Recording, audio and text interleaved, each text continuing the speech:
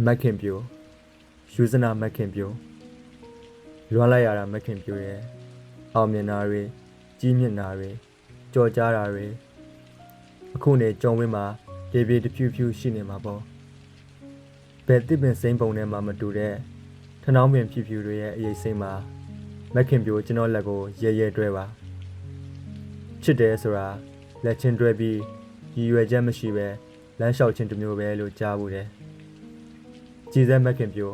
ကော့လိုက်ကွေးလိုက်ညှစ်လိုက်လှုပ်ရှားလိုက်တာနဲ့လောကကိုအသက်ရှူတခဏရက်သွားစေနိုင်တဲ့လက်ချောင်းဖြူဖြူသွဲကလေးတွေဒီလက်ချောင်းကလေးတွေလှုပ်ရှားရင်ကွေးညွတ်ကော့ပြန်တဲ့လက်နဲ့ဆက်လိုက်တဲ့ကြပြားတွေကိုကျွန်တော်မျက်လုံးထဲမှာတင်ထားတယ်သိလားအောင်ပင်လေတာတရုံးမှာ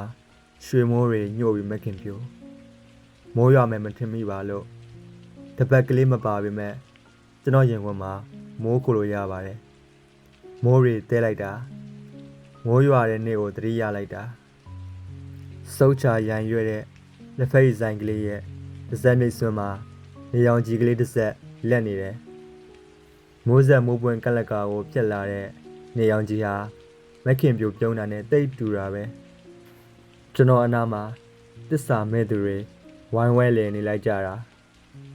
ဘာဆိုင်နာမှတ်လို့မက်ခင်ပြိုကတော့ပြောလိမ့်မယ်အဲ့ဒီအခါမှာမက်ခင်ပြိုကိုသတိရတယ်ဘာမှတော့မဆိုင်ဘူးလေကြပြဆရာစောစောအောင်